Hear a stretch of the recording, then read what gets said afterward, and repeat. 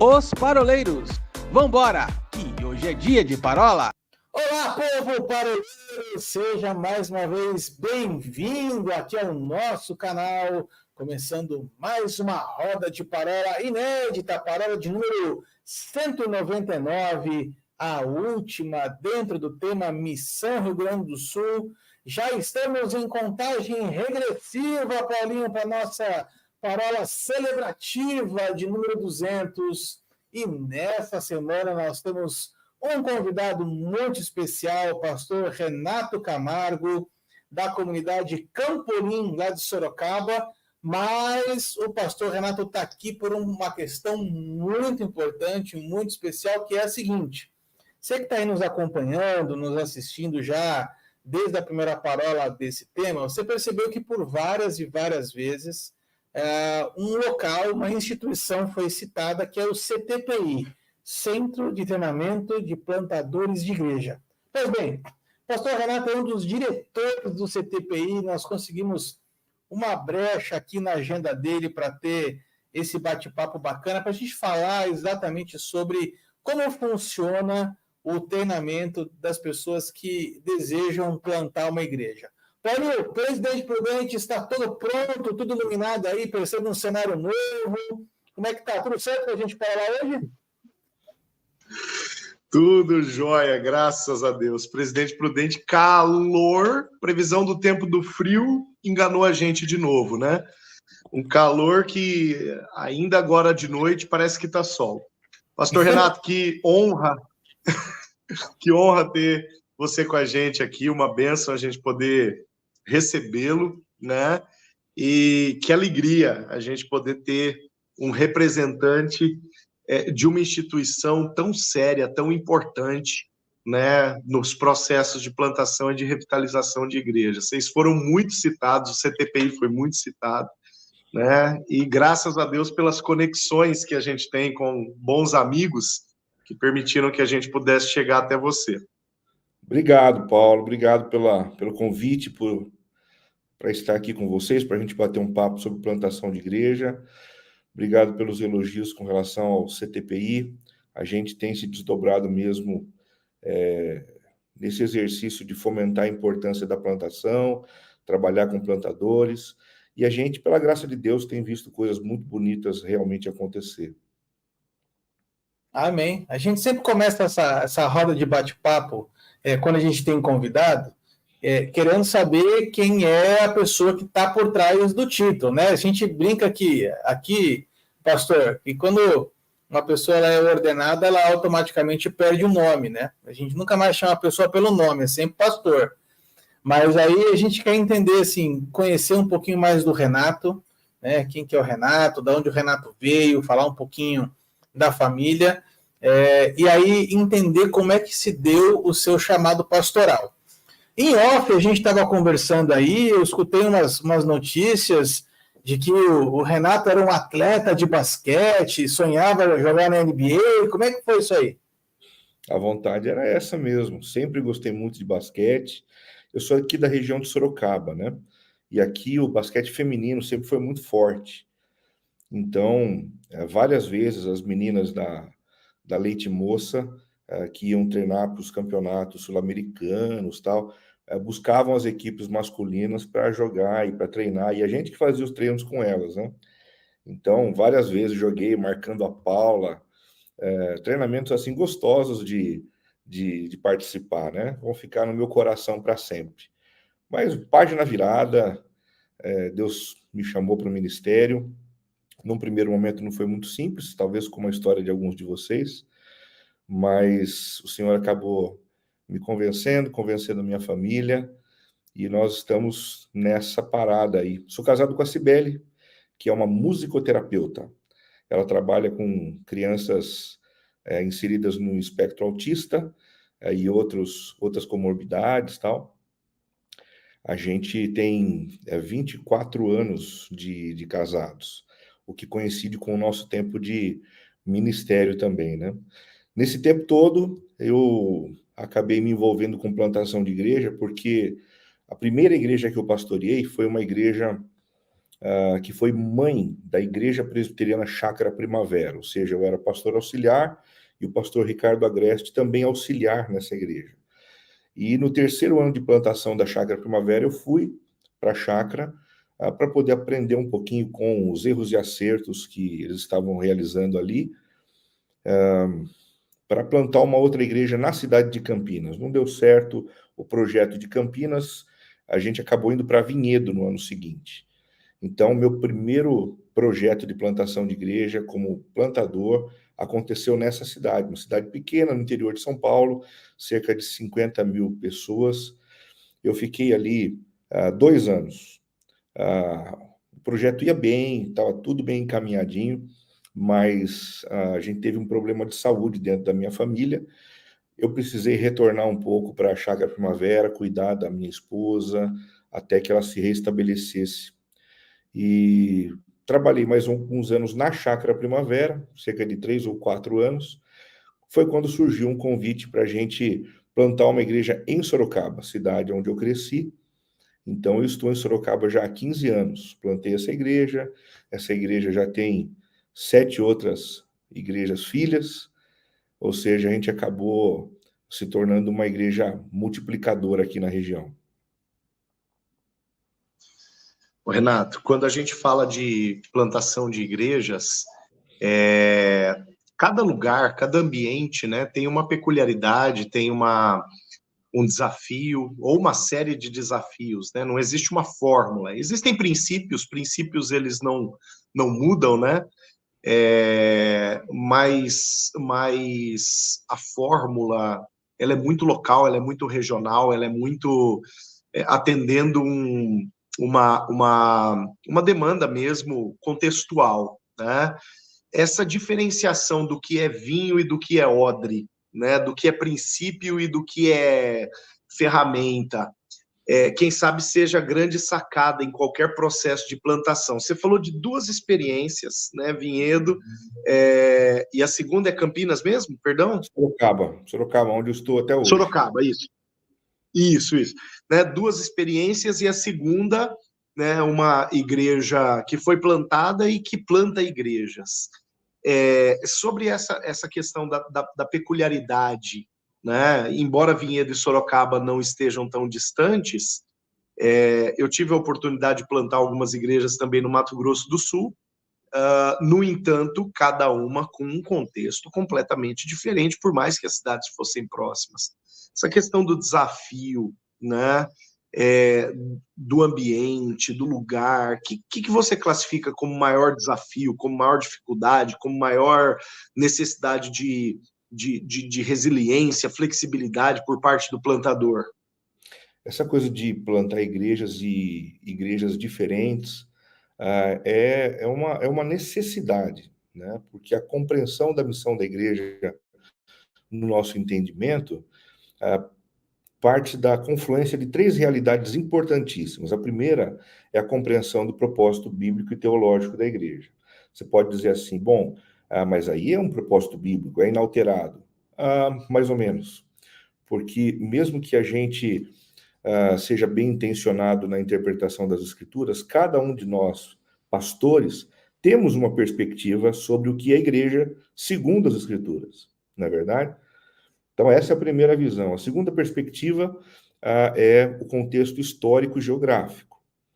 Muda o ambiente, muda o nível de pergunta, mudam as estratégias, uma série de outras coisas. E a terceira realidade que a gente precisa considerar para perceber a missão da igreja são as potencialidades internas. Quem faz parte do grupo base, quais são as habilidades, quais são as experiências desse grupo, quais são as oportunidades que eles acabam gerando. Então, a percepção dessas 3 realidades, a questão do contexto das escrituras, do contexto histórico-geográfico e das potencialidades internas, isso acaba delineando para a gente o cerne da missão de uma igreja local. E se isso é verdade, cada igreja local tem um DNA, cada igreja local tem uma impressão digital. E muita gente hoje em dia, tentando passar por cima disso, acaba comprando alguns pacotes norte-americanos e fazendo esses pacotes funcionarem em contextos completamente diversos. Isso não dá certo, isso gera cansaço, isso gera gente correndo atrás de realizar coisas que não foram estabelecidas pelo próprio Deus para serem feitas num país como o nosso, né? Sim, o pastor estava citando essa questão da identidade, e eu quero fazer uma pergunta, né, um comentário com uma pergunta aqui, que é algo que eu vejo aqui dentro do meu contexto, né? Quando a gente fala de identidade, principalmente de liderança, é claro que a gente vai acabar esbarrando a respeito dos 5 ofícios, né? E a gente sabe que o pastor, ele flui mais em um determinado ofício, um determinado dom. Até que ponto isso influencia, pastor Renato, na identidade da igreja? Então, por exemplo, assim, o pastor que flui mais no profético, a igreja ela vai ter uma veia mais profética? O pastor que ele é mais evangelista, a igreja vai acabar fluindo muito mais em missões do que em qualquer outra área? Ou essa questão da personalidade, né, do ofício do pastor não influencia tanto, uma vez que a igreja local ela é uma resposta para a comunidade em si? Eu acredito que influencia, sim, não tem como negar que isso aconteça, mesmo porque a igreja é um grupo social, e grupos sociais são atraídos em torno de lideranças que possuem determinadas características, e é natural que pessoas se identifiquem com alguns líderes e não se identifiquem com outros, de tal forma que a liderança acaba puxando um pouquinho essa questão da tendência de uma igreja local.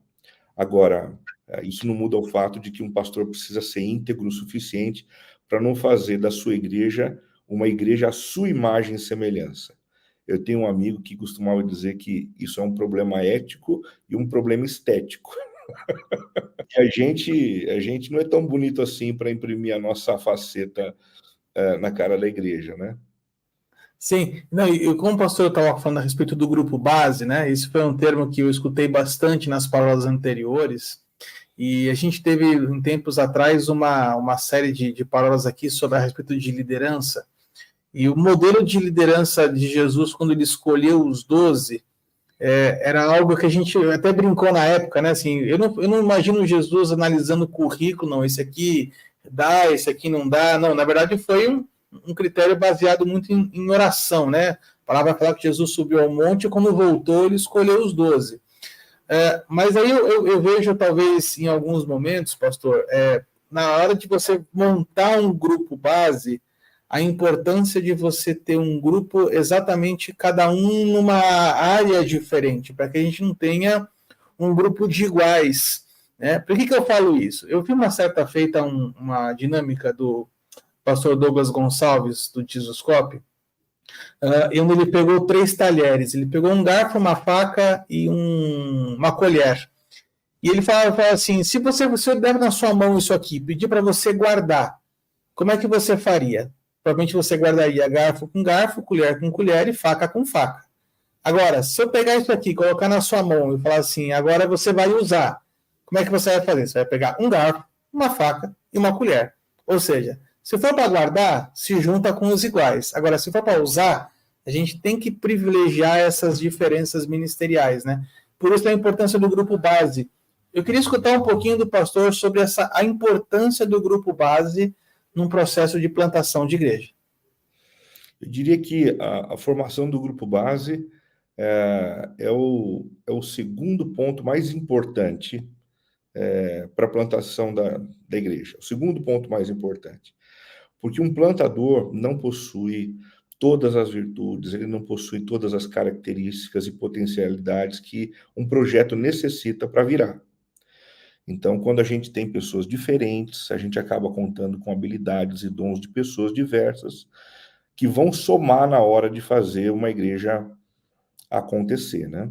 Agora, é um processo muito difícil, porque a gente precisa convidar pessoas de maneira muito estratégica, né, para participarem desse grupo. Ele é um grupo que deve ser formado em torno aí de 6 meses, 1 ano, com muita teologia, Porque imagine só um grupo de 15, 20, 30 pessoas, cada um com uma perspectiva sobre o que a igreja deve ser. Não dá certo, né? Cada um vai tentar construir o edifício conforme aquilo que está escrito na sua mente, né? Então, a teologia do pastor precisa ser estudada com esse grupo. Durante esses 6 meses, 1 ano, eles precisam discutir o assunto. Existe a possibilidade de alguns dizerem assim, não é o que eu quero construir, né? E aí, se for necessário, pessoas deixam o grupo base, né? E esse grupo base trabalha até a formação da filosofia de ministério da igreja ser levantada. Visão, missão, valores, ministérios estratégicos. E a hora que isso é concluído, o grupo base imediatamente passa a ser dissolvido. E isso para a gente acabar com uma tendência que normalmente existe, que é a tendência de alimentar os donos de igreja, né? Muita gente que planta uma igreja acaba se sentindo dono da igreja e sempre que uma decisão importante vai ser tomada, ela tem que ser consultada. Não. O grupo base existe tão somente para estudar a filosofia, a eclesiologia do pastor, para desenvolver a filosofia de ministério da igreja, e assim que os ministérios estão completamente estruturados para a plantação da igreja propriamente dita, ele deixa de existir e uma nova liderança surge. Eu escutei uma frase uma vez, pastor, que a mim me impactou muito, né? Agora eu não lembro quem falou, mas quem dizia assim: antes da igreja nascer numa cidade, ela nasce no coração de um pastor, né?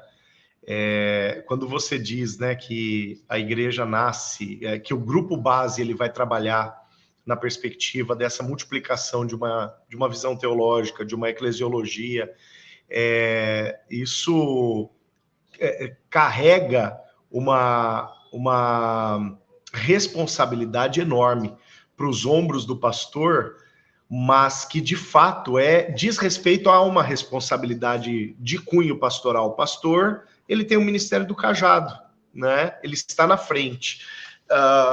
Eu queria ouvir um pouquinho de você, da tua experiência, acerca do papel do pastor em projetos em andamento, porque nem todo projeto ele vai ser regado só de momentos felizes, né? Vai ter os momentos difíceis, vai ter as conversas difíceis, vai ter as pessoas que dão errado em algumas posições.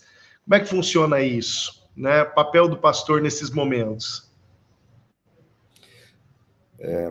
É realmente muito difícil. Quando a gente está falando de uma formação de grupo base, a gente está falando da formação de um time que vai plantar uma igreja. Nesse momento, eu acho que a gente não pode ter muito dedo. A gente precisa ser muito franco, a gente precisa ser muito claro. E nos 2 projetos que eu liderei, eu precisei ter conversas duras. Eu precisei chamar algumas pessoas para perto e dizer assim, viu? Você consegue perceber que eu estou apontando para uma direção e você está apontando para outra? E nas 2 conversas, eu ouvi deles, sim, eu percebo. Isso é natural dentro de uma igreja já existente, mas não é natural dentro da formação de um grupo base que vai plantar uma igreja, né? Porque ela ainda está por ser formada. Então é natural que surjam problemas assim, mas eles precisam ser solucionados. Do contrário, o projeto não vai dar certo. Aí, à medida em que vai surgindo a nova igreja, pessoas diferentes vão se aproximando. E normalmente a gente vai ter problema, sabe com quem, né? Com crente. Aqueles que não são cristãos, eles chegam com uma alegria, com uma abertura imensa, tudo para eles é novo, tudo para eles é legal, eles se encantam com facilidade, eles se emocionam com facilidade, mas os cristãos normalmente vêm com as suas demandas, né?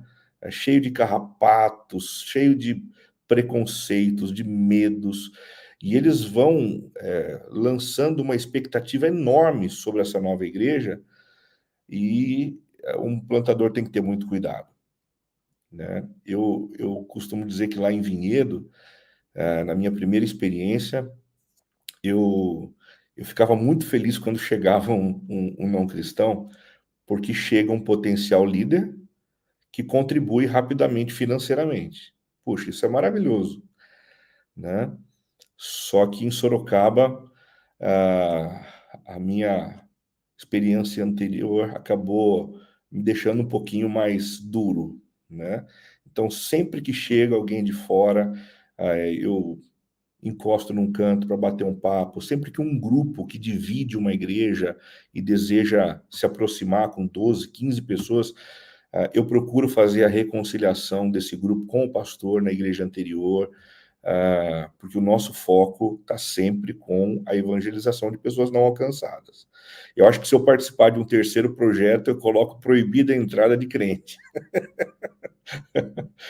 Porque os problemas são naturais, problemas com pessoas são naturais, mas os crentes que vêm com, com essas demandas de igrejas anteriores acabam complicando mais o nosso desafio.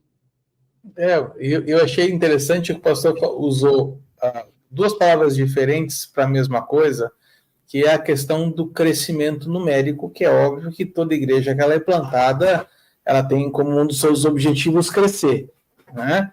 É uma igreja que não cresce, ela vai ter problemas num curto espaço de tempo. Mas eu gostei quando o pastor disse a seguinte coisa: o foco do nosso crescimento é evangelismo, e não recolher ovelhas perdidas de outro lugar, vamos dizer assim, né? Eu sei que existe, eu quero ter muito cuidado para falar sobre isso, porque eu não quero ser mal interpretado, mas eu trabalho com marketing, trabalho com publicidade, e existe uma máxima do marketing que diz que é muito mais fácil, ou é muito mais, eu vou usar o termo do marketing, né? É muito mais barato você conquistar um cliente novo do que tentar reconquistar um cliente perdido. Né? Eu vou retirar todas as características de dinheiro que eu estou falando, não é isso. É uma questão de investimento de tempo, de esforço, de demanda ministerial, pastoral. E a fala que o pastor teve agora vai bem ao encontro disso, né? Você receber novos convertidos, você receber pessoas novas, são argilas ainda fáceis de serem modeladas, né? De serem trabalhadas. Um dos pastores que conversou conosco, que é um pastor chamado Tarek, que ele é lá de Novo Hamburgo, se eu não estou enganado, ele comentou conosco no bate-papo que após fazer o curso aí com vocês no CTPI, ele estabeleceu um projeto de plantação de igreja dele lá, que é de 5 anos. Né? Então ele fala, cara, eu sei aonde a igreja vai estar daqui 5 anos e cada mês eu tenho um passo, uma estratégia para que isso aconteça. Eu queria fazer a minha pergunta, na verdade, dividir em duas partes. Talvez o Paulinho até me ajude na segunda parte, mas assim, o tempo médio realmente para a plantação de uma igreja, um projeto que chega cru para vocês aí, até que a igreja tenha autossustento, né, autogoverno, aquela coisa toda, ela consiga andar com as próprias pernas de uma forma sadia. É mais ou menos esse tempo mesmo, ou isso varia conforme, por exemplo, o que o pastor falou, características geográficas, características pessoais, de grupo, uma série de coisas? Varia conforme uma série de realidades, mas principalmente a classe social. Porque quando você vai plantar numa igreja, numa região mais simples, você precisa de um número muito grande de pessoas para alcançar a autossustentação. Então, a gente costuma dizer que um projeto de plantação de igreja de 3 a 4 anos tem aí um bom cronograma, né? Alguns têm aí colocado 5 anos, mas eu resisto um pouquinho a isso, vou te dizer por quê. Você imagina só como fica a cabeça de um plantador quando ele levanta na terça-feira de manhã pensando assim, eu tenho 5 anos de sustento O que eu vou fazer hoje? Né? É uma tranquilidade, né? É um mar de rosas, porque é muito tempo, 5 anos. A gente não sente assim, usando uma expressão popular, né? A água batendo no bumbum. E quando a gente pensa em 3 anos, a gente pensa num tempo assim que urge, um tempo que demanda uma proatividade muito grande no planejamento, das estratégias, dos movimentos, das ações. Você não tem tempo a perder. Eu prefiro que a gente desenhe um projeto de 3, 4 anos e se no decorrer da plantação, em considerando um bom trabalho do plantador, um crescimento legal, que se aumente um pouquinho mais 1 ano, né? Mas logo de cara, 5 anos, 7 anos, 10 anos. Teve uma vez que um rapaz chegou para mim e falou: eu tenho um projeto aqui de 10 anos. Foi sério, e o pessoal que está investindo se comprometeu por 10 anos. É complicado, né? Nem a gente sabe onde a gente vai estar daqui a 10 anos, né? O que a gente vai estar pensando, como é que vai estar a cidade.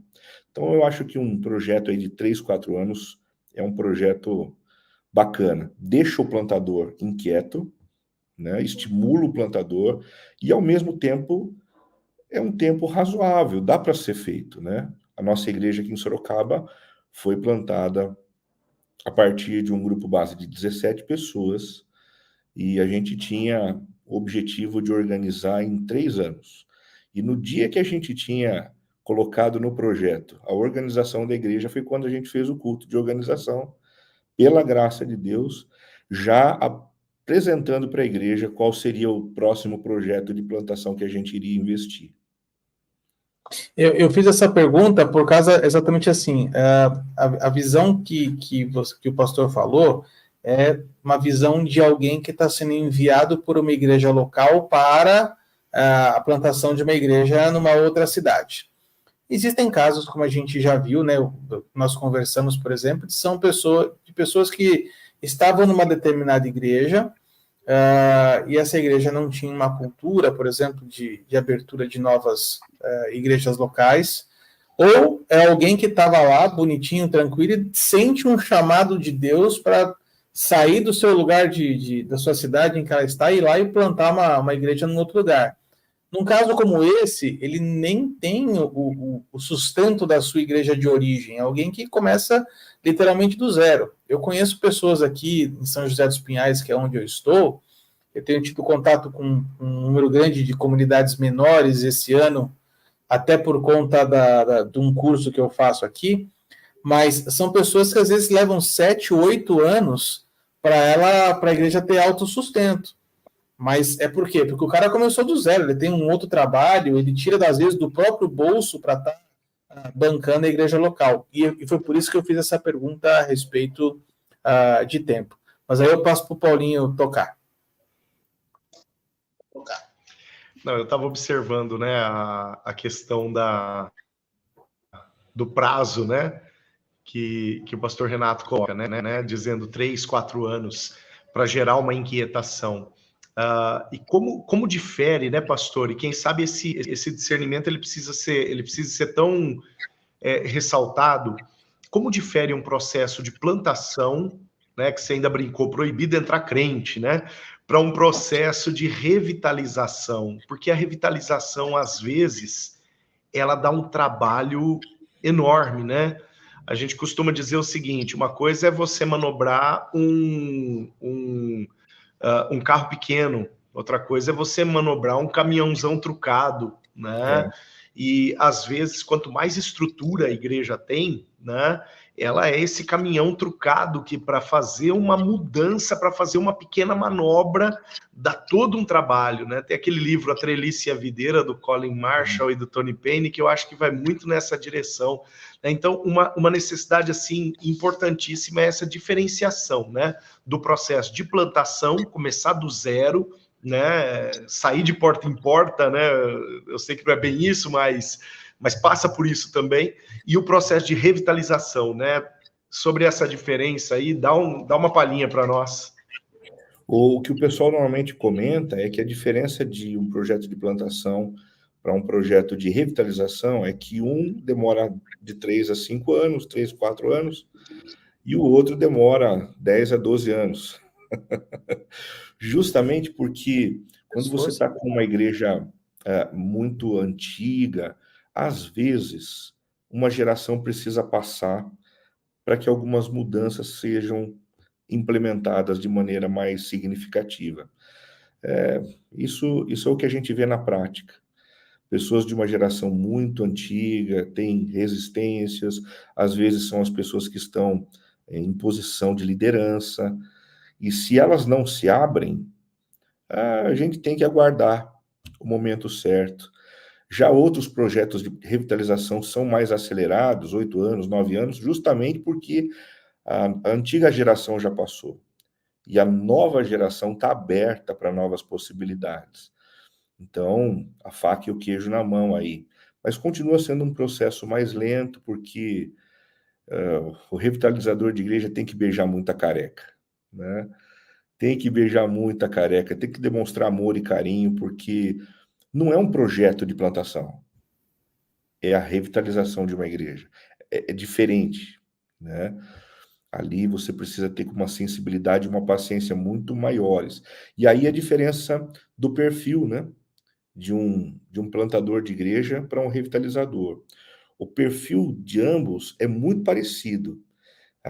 Ambos são empreendedores, ambos são líderes, ambos precisam ter carisma, ambos precisam ter esse pulso evangelístico para que a igreja seja movida para fora, mas normalmente o plantador, ele é alguém que é um pouco mais inquieto e que muda com mais rapidez para alcançar os objetivos pretendidos, enquanto que um revitalizador tem um pouquinho mais de paciência para beijar as carecas, para ouvir as histórias, para perceber o momento certo de fazer algumas mudanças, ou seja, ele lê melhor a cultura e ele aguarda o tempo certo para que as mudanças possam ocorrer. Eu tenho um amigo, vizinho do Arthur aí em Curitiba, né? Que ele disse que o processo de revitalização, ele é alguém ligado à CEPAL, né? E ele disse que um processo de revitalização, ele pressupõe a construção de uma segunda igreja dentro da velha igreja, né? Até que a segunda, a nova, ela se sobressaia, né? Eu iria usar o termo absorva, mas o termo absorva dá aquela ideia de roubar o lugar. A ideia não é roubar o lugar, é sobressair, né? E eu me lembro de um exemplo que foi usado em um bate-papo que eu tive com esse irmão, que ele citava aquela passagem do rei Ezequias, né? Quando ele vai reinstituir a Páscoa, né? E ele lança convite para todas as tribos de Israel, mas alguns de Efraim e de Manassés não queriam Páscoa coisa nenhuma, né? E eles dizem, nós não vamos. E ele diz, vai ter Páscoa do mesmo jeito. E no final das contas, aqueles que tinham dito que não iriam se arrependeram e foram lá bater na porta do templo, dizer, deixa a gente entrar, né? E ao invés de ser uma festa de 7 dias, aquela festa durou 14, né? Por causa dessa turma que chegou depois, a festa ficou melhor ainda, né? Então é uma construção de fato paralela, né? É um trabalho, como você disse, Renato, um trabalho de paciência, né?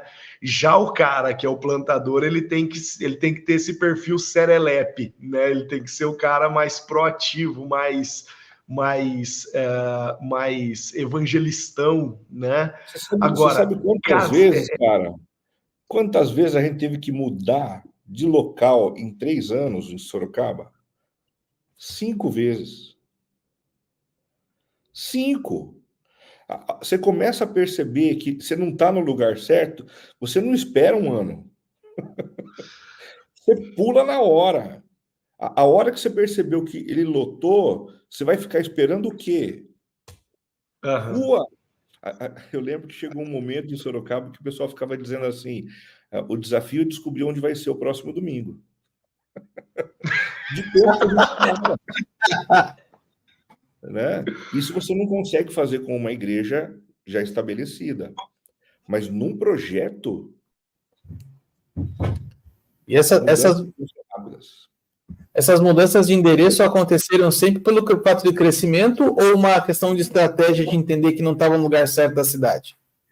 as duas coisas aconteceram. A gente sempre ficou no mesmo bairro, né? Mas às vezes a gente percebia que o local que a gente escolhia não atraía tanto quanto a gente gostaria, né? O que a gente mais ficou nesses 3 primeiros anos em Sorocaba foi uma academia chamada Runner, muito grande academia, que tinha um salão de ginástica monstruoso, e a gente tinha o desafio de montar tudo, todo domingo, som, iluminação, cadeiras, tudo, tudo, tudo. Era uma trabalheira doida. Os meus filhos cresceram fazendo isso, né, a vida inteira. E nós ficamos aí cerca de 5 anos. Eu lembro até que uma vez eu estava pregando e eu olhei para o lado e percebi que no salão do lado tinha um ringue e o meu filho tinha subido no ringue e estava assim com outro menino. Eu lembro de ter falado pro pessoal, pelo amor de Deus, só olhem para mim, não olhem para o meu filho, que ele está a ponto de bater em alguém no ringue ali, né? E foi só risada. Mas essa coisa de funcionar em ambientes da cultura, em ambientes neutros, foi muito legal. Porque pessoas que tinham muito preconceito para com a igreja iam sem dificuldade, né? E isso acabou marcando tanto a nossa trajetória que hoje a gente tem um prédio levantado num terreno alugado e a gente não tem nem placa. E o pessoal pergunta assim para a gente, mas por que não foi colocado placa? E esses dias eu respondi para uma pessoa, e a gente vai colocar placa para quê? Daí a pessoa disse, para as pessoas verem que aqui tem uma igreja, para elas virem. Eu falei, não, mas a grande comissão não é para placa. Né? A grande comissão é para mim e para você. Nós somos as placas de Deus. E se a gente entender isso direitinho, a nossa vida vai atrair aqueles que a gente precisa alcançar. Cara, é uma virada de chave isso, Paulinho. Não sei. A gente, desculpa o desabafo aqui, pastor, mas assim, a gente vem de igrejas tradicionais, onde claramente a questão do prédio é algo muito significativo, é algo muito importante. A própria arquitetura do prédio fala muito a respeito de quem nós somos, né? Agora, quando o pastor fala de uma quebra de paradigma dessa, eu fico imaginando, se eu entendi certo, durante 5 anos a igreja funcionou dentro de uma academia, era uma academia de segunda a sábado, e no domingo era igreja, é isso? Desmontava a academia e montava de novo? Uma academia, ela tinha o lugar dos aparelhos de ginástica, tinha piscina e tinha duas salas muito grandes de ginástica corporal. E elas ficam vazias. Então a gente entrava ali e montava ali o nosso auditório, que era um auditório para 280 pessoas, mais ou menos. Uau! É grande? Caramba, é uma chave. Então a gente usou academia, a gente usou buffet, a gente usou auditório de hotel, né?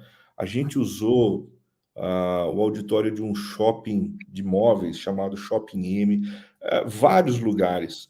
E sempre que a gente anunciava que a igreja ia se reunir nesses lugares, a gente percebia não cristãos mais à vontade. Sempre. Sempre.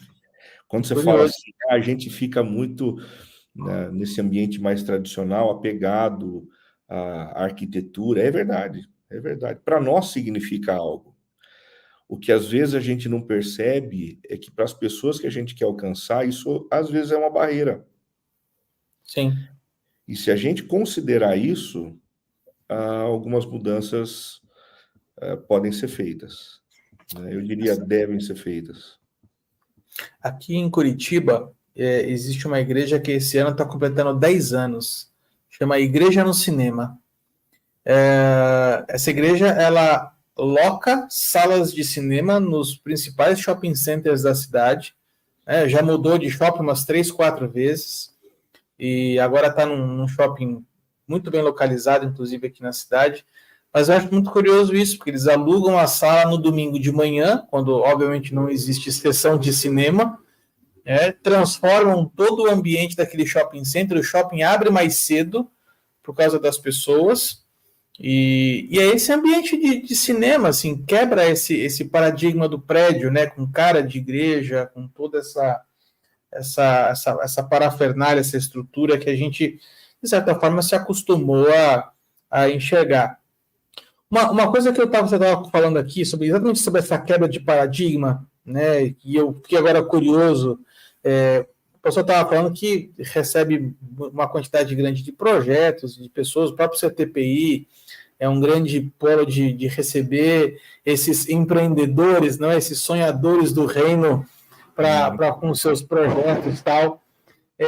Eu queria ouvir um pouquinho do pastor hoje, qual que é o perfil de pessoas que chegam para vocês com um projeto de plantação de igreja.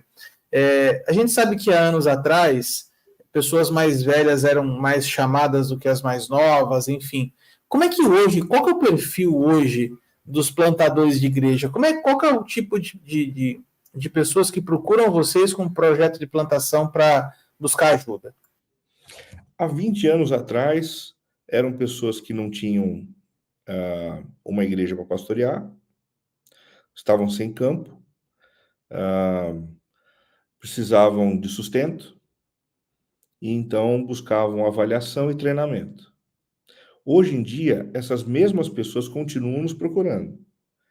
Mas como o tema da plantação de igrejas já está mais consolidado, e muita gente já tem lido a respeito do assunto e visto igrejas bonitas nascerem, muita gente boa tem se apresentado para a plantação. Gente que poderia, por exemplo, ser contratada para trabalhar numa das nossas grandes igrejas, né, metodistas, presbiterianas, batistas, dizem assim, não, eu vou plantar uma igreja.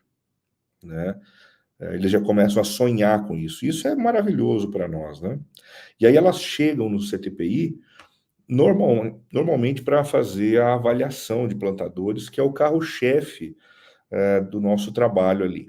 Eu não sei se vocês sabem a respeito disso, mas essa avaliação é uma avaliação que investiga o perfil de personalidade através de um teste chamado QATI, que é o paralelo do MBTI nos Estados Unidos.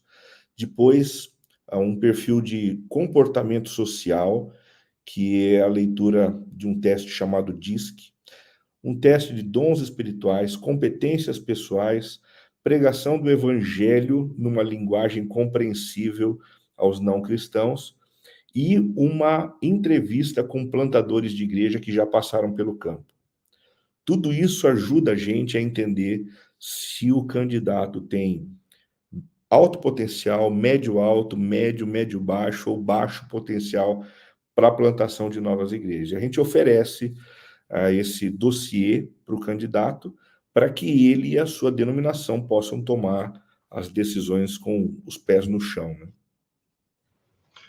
Ricardo, Renato, me perdoe, deixa eu voltar num tema que eu acho que a gente deixou ele para trás, mas eu acho que tem uma pergunta que não está vencida sobre paradigmas. Quem sabe a pergunta seria a seguinte: quais os maiores paradigmas a serem quebrados em uma igreja para que ela se torne uma plantadora de igrejas, para que ela sonhe isso, ela sonhe com a multiplicação?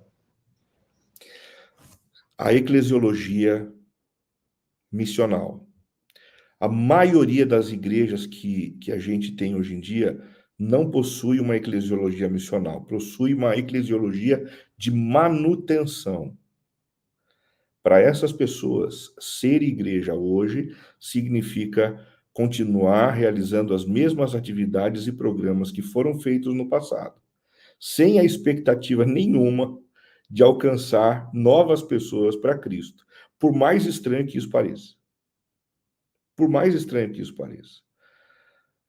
porque a gente constrói prédios com 200 pessoas, 100 pessoas, e quando chega a lotação, ninguém se preocupa mais. Nós já estamos sendo servidos. E se nós estamos sendo servidos, está tudo em ordem. E se a música é a música que a gente gosta, está tudo em ordem. E se os programas para os nossos filhos e para os nossos netos existe e corresponde às expectativas, está tudo ótimo. É tudo para dentro. É tudo para o nosso gosto pessoal.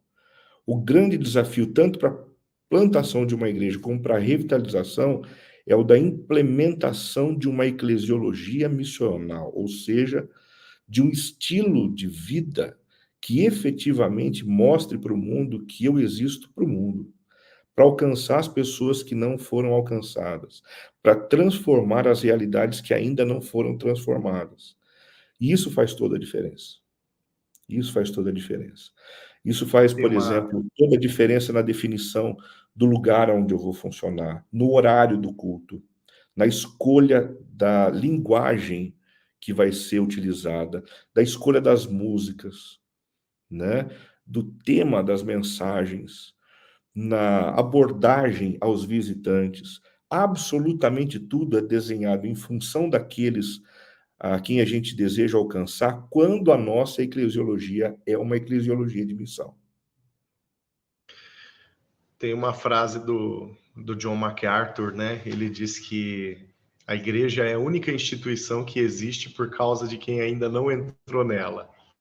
Conhecia essa, Arthur? Não, e achei sensacional. Muito bom, Eu muito conheço bom. essa frase através de um arcebispo chamado William Temple. A igreja é a única sociedade cooperativa do mundo que existe em função daqueles que ainda não são membros. Ela coopera Nossa, entre depois si, eu vou copiar mas essa não frase para aqui. si. É para os outros.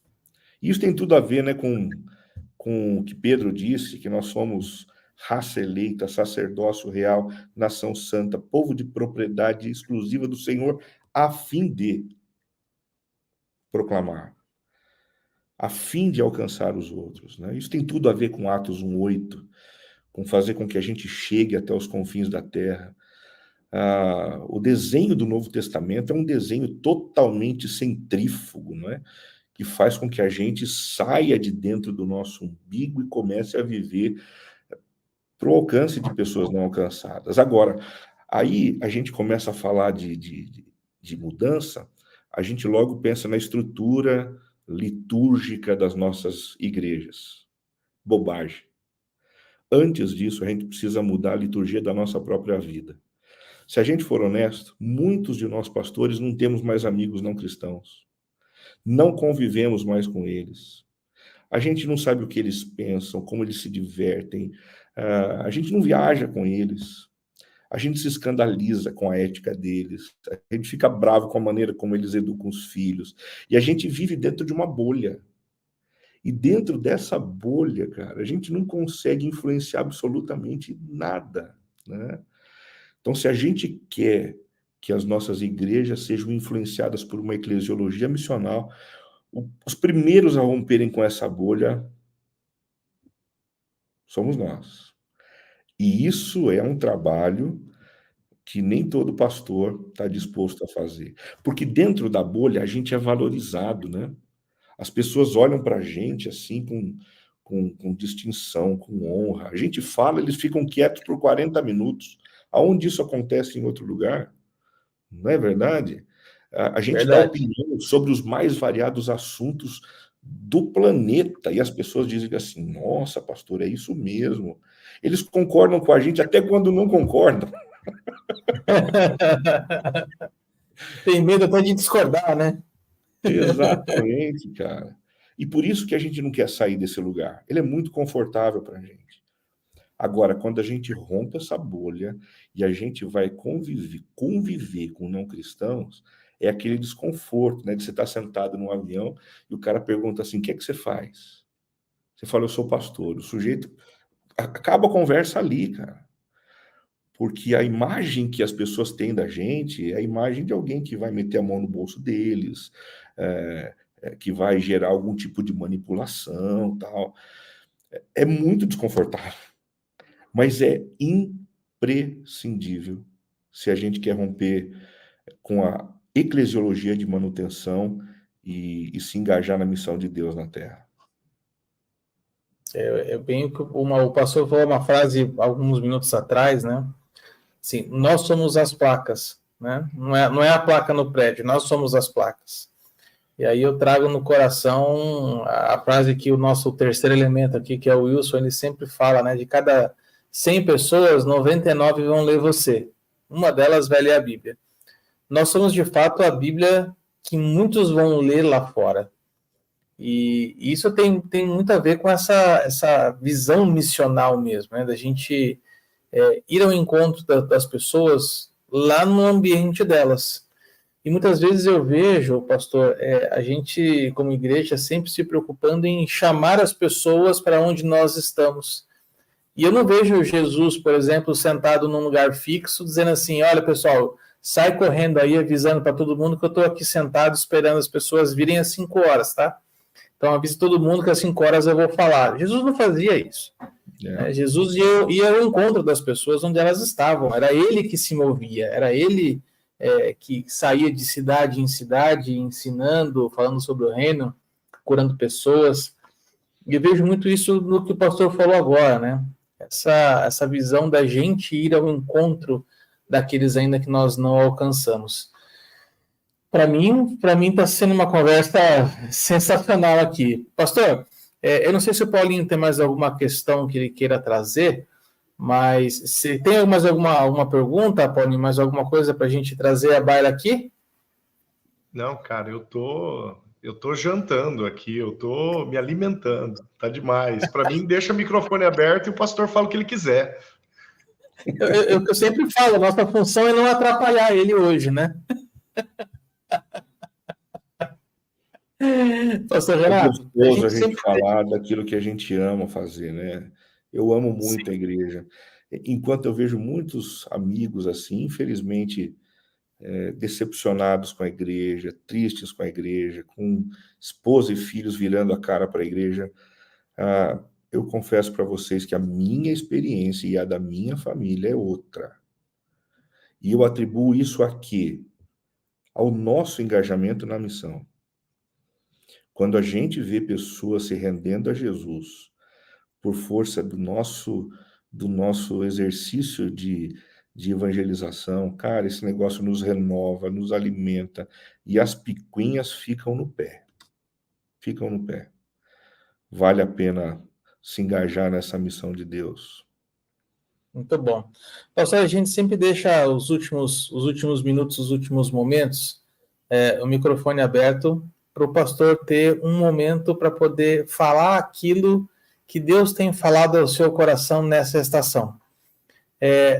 Nas últimas paróquias, a gente fez isso com todos os pastores que nós entrevistamos aqui, né, conversamos, na verdade, e eu tenho ficado assim muito impactado com o que Deus tem falado ao coração de alguns pastores. Eu queria muito te ouvir, agora não falando mais de CTPI, não mais falando de estratégia de plantação de igreja, mas o que Deus tem falado ao coração do Renato para essa estação. Suas últimas considerações, fica à vontade. Você está perguntando o que Deus tem falado para mim. Então vamos lá. O que Deus tem falado para mim é: cuida de você mesmo. Cuida de você mesmo. E por que é que eu acredito que eu tenho ouvido isso tanto da parte de Deus? Porque, como eu sempre amei muito a igreja e a missão, ninguém nunca precisou me empurrar para trabalhar. Eu sempre trabalhei muito mais do que um trabalhador normal trabalha. Porque eu sempre fui movido por paixão. E talvez seja por isso que cerca de 70% dos plantadores bem-sucedidos no mundo sofrem algum tipo de distúrbio emocional. Sofrem de depressão, sofrem de burnout, né? de ansiedade. E eu sou uma dessas pessoas que, depois de tanto trabalhar na plantação de uma igreja, estou passando por um momento muito difícil no que diz respeito à minha vida emocional. Venho lidando com uma depressão há um ano, e o meu exercício há um ano tem sido o exercício de cuidar de mim mesmo, né? De aceitar o fato de que eu sou limitado, de que eu sou frágil e de que eu preciso parar. E de que a igreja não precisa de mim, porque ela possui alguém que já deu a vida por ela, né? Se Jesus deu a vida por ela, esse lugar já foi ocupado. Ela não precisa de mim. Ela precisa de mim para outras coisas, mas sem que a minha saúde física e emocional sejam atropeladas. Quero cuidar nos próximos anos da missão, mas quero cuidar mais de mim, da minha saúde física e emocional e, consequentemente, da minha família. E eu espero que os pastores que estão aqui ouvindo também se atinem para essa importância, né, para esse desafio. Sim, acho que foi levantada uma bandeira muito importante, né? A gente sempre fala isso e hoje, inclusive, até comentei com o pastor Renato, Paulinho, que a gente estava tendo uma conversa de pauta entre eu e você, Mente Brilhante, algumas horas atrás aqui, e nós estávamos conversando exatamente sobre isso, né? Da importância de cuidar da saúde emocional. Porque é aquilo que o próprio pastor Renato comentou, né? As forças contrárias, elas acontecem o tempo inteiro, as lutas, elas acontecem o tempo inteiro, mas eu, particularmente, gostei muito de uma coisa que o pastor falou, que é assim, como é bom a gente fazer aquilo que a gente ama, né? E por amar tanto isso, é que as nossas emoções são tão atacadas dessa forma, né? Mas eu queria, assim, de coração, agradecer a tua sinceridade, agradecer a tua vulnerabilidade. Como é legal a gente conversar com pessoas de verdade, né, Paulinho? Homens de verdade, que não precisam se esconder atrás de títulos, nem de cargos, nem nada disso. Eu fico muito feliz de poder ter tido esse tempo contigo aqui. Paulinho, quer alguma consideração final? Quando você fala, né, o fato da gente conversar com gente de verdade, você, Arthur, ministra sobre hombridade por aí, né, e louvado seja Deus pelo teu ministério, e tem um versículo que, para você, quem sabe, ele seja repetido semanalmente nas tuas turmas de capitães da família, né, que é o seja homem, né? E quando a palavra traz esta orientação, seja homem, ali a palavra está fazendo uma alusão ao ser homem legítimo, né? Dentro de uma perspectiva, assim, de hombridade, de coragem, proteção da família, mas de respeito às suas próprias fragilidades, necessidades, né, aos seus desejos, e é isso que nós precisamos ter dentro de uma perspectiva cristã, né? Domingo eu preguei, há 2 domingos, né, na verdade, eu tenho pregado aqui na igreja sobre Mateus 22, quando Jesus é indagado pelos fariseus e pelos saduceus algumas vezes, e a última indagação é essa: qual é o maior mandamento de todos? E Jesus adjetiva, ele podia dizer ama Deus e ama o próximo, mas ele adjetiva: ama Deus com toda a tua alma, com toda a tua força, todo o teu entendimento, e ama o próximo como a ti mesmo. Qualquer igreja que não seja baseada, qualquer pastor que não seja baseado, qualquer discípulo que não seja baseado em um parâmetro altíssimo de amor próximo, não pode falar acerca de querer salvar o outro, não tem legitimidade, porque o parâmetro que Jesus estabeleceu é o amor próprio, né? É o cuidado próprio. Paulo falou para Timóteo: Timóteo, faz o seguinte, cuida de você mesmo, mas cuida também da doutrina, ou você vem antes da doutrina, né? O obreiro vem antes da obra, porque a obra é uma parte inerente ao obreiro, né? Aliás, é uma mistura, né? O obreiro é uma parte inerente à obra, mas a obra é estática, o obreiro ele é dinâmico, e a obra só vai ser dinâmica a partir do momento que o obreiro dinâmico está funcionando. Pastor, o Arthur já agradeceu, né, a tua legitimidade, a tua vulnerabilidade. Eu agradeço mais outros elementos, a tua instrumentalidade, o teu tempo, o teu carinho, a tua disposição, né? Quem está assistindo não sabe o tanto de tempo que a gente ensaiou para gravar esse momento contigo, e de fato a gente é muito grato mesmo por esse desprendimento teu, viu? Deus abençoe muito a sua vida, a igreja, teu ministério junto ao CTPI, as pessoas que Deus tem dado, os projetos que Ele tem colocado na tua vida. Que Deus abençoe muito em nome de Jesus. Amém. Paulo e Arthur, obrigado, viu, pelo convite, e eu espero que a gente se encontre pessoalmente para continuar esse bate-papo qualquer dia. O que eu fico feliz é que cada porta dessa que a gente está abrindo, Paulinho, na verdade, são relacionamentos que eu creio que a gente vai estreitar num futuro muito próximo, sabe? A gente tem tido a graça de conhecer homens e mulheres também, mas homens de Deus assim que têm tocado nosso coração de uma forma tão singela, Renato. E eu realmente, assim, eu fico muito feliz. O Paulinho citou o texto que ser homem, né? É 1 Reis 2:2, é um texto que, obviamente, eu uso muito.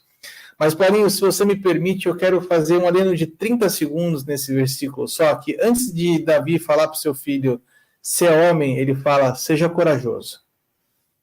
Para ser homem, a gente precisa ser corajoso. E corajoso não é ausência de medo.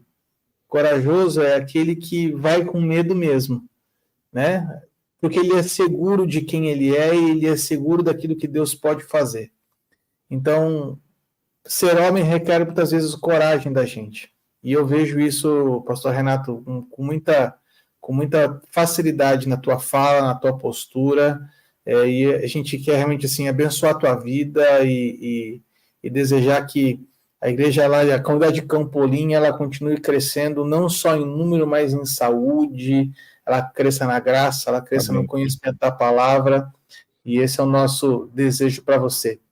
Gente, a gente quer dar o nosso muito obrigado para você que está nos acompanhando aqui, paródia número 199, chegando no final, chegamos ao fim desse tema Missão Rio Grande do Sul. Na semana que vem, parola comemorativa de número 200, exatamente. Paulinho, aquela nossa brincadeira lá é a 200ª, é isso, né? No coloquial ou no culto você quer que eu fale? Não, no culto não tem graça. Vamos no coloquial. É a 200ª. 200ª. 200ª. Gente, siga-nos nas nossas redes sociais. A gente está no Instagram, está no Facebook, está no YouTube. Deixa o seu joinha aqui, ó, ativa a sinetinha aí, ó. Se você gosta do formato de podcast, se você prefere escutar os paroleiros enquanto você está na sua academia, no seu passeio, no trânsito, no carro, levando o pet para passear, passeando com a sogra no shopping, ó, nós estamos lá no Spotify. Corre lá e você vai ficar por dentro de tudo aquilo que a gente vai conversando aqui semana após semana. E a gente se vê semana que vem, se Deus quiser. Tchau, tchau.